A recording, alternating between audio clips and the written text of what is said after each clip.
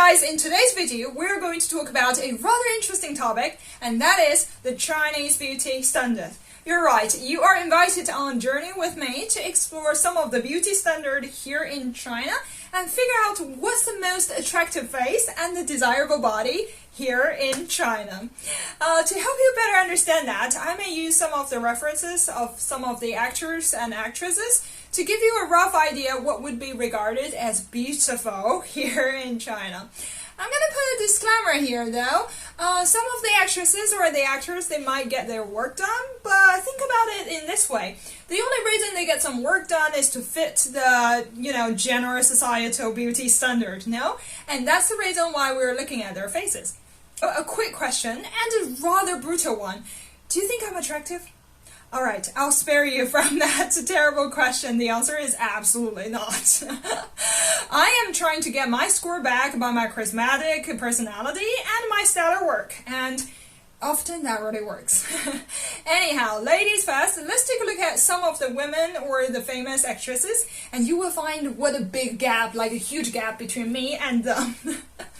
Now, the first one is Yang Mi. She is the it girl in China. I think she gained her fame maybe decades ago, and you know what? She still got it. The next one is Angelababy. I know her name is kind of funny, but that's just her stage name, right? The next actress is actually someone that I really admire. Her name is Nini, and I really love her style, very beautiful and very pleasant. Another one, I actually made a video about her. She is the most famous journalist in China right now. Her name is Wang Bingbing, and she gained her fame like almost overnight for her cute and the girl next door presenting style. It's absolutely lovely to watch her reporting the news. And the next one is also a very well-known host in China. She is not only famous for her professional delivery on the TV, she's also very known for her attractive looking. So these are the pictures that I've shown you guys. As you can see, besides Nini and Bingbing, the rest of them, relatively speaking, have a sharper jawline.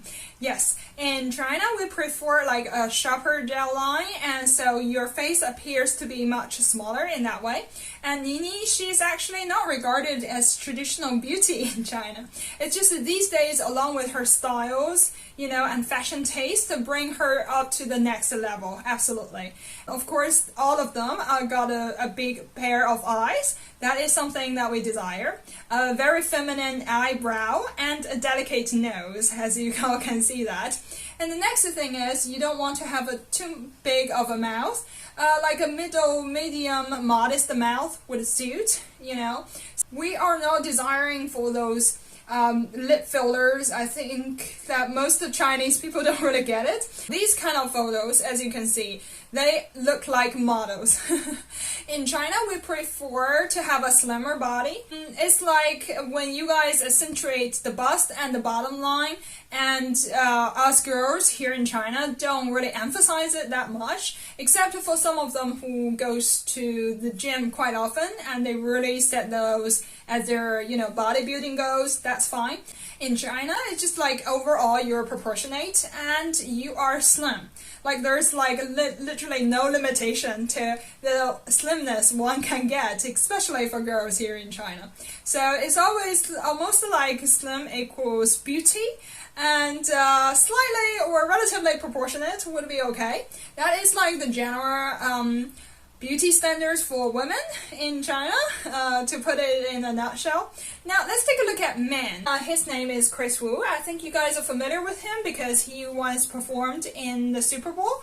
So yeah, Chris Wu definitely got a large fan base, and he's also known for his handsomeness. Now, this pair often appears quite a lot. One's name is Wang Yibo and the other is Xiao Zhan. Now they are quite famous, really handsome for A, and also they have large followers, mainly constituted by female. The next one is a little bit unorthodox. His name is Ding Zhen. I also made a video about him. I'll put the link of Bingbing and Ding Zhen's video down below in case you're wondering about that. So his rise to the fame is quite sudden. You can refer to my video, but long story short, he's known for his totally unorthodox look comparing to all the other celebrities. As you can see, one of the most prominent feature of all of them is that Yes, they are bare-faced. None of them really got a beard going on, so beard is really not a thing in China. Like my dad shaves, my brothers shave, so yeah. Seldom you see a Chinese man really keep their beard going here in China. Most people, they shave constantly. Now, there's that, right? And the other thing is, we don't really, I mean, obviously we prefer a man with like big eyes as well. It's always nice to have a pair of gorgeous eyes on anyone's face, really. But we don't really emphasize that as much as ladies. So a clean, bare face is something that we desire, and also like a proportionate pair of eyes that suits the face would be nice and really ideal. And the next thing would be a tall nose. And as for the mouth and teeth, I think we can, needless to say, we all prefer someone who has, beautiful teeth. So I think that goes with both genders. Now, moving on to the body part, can you tell something?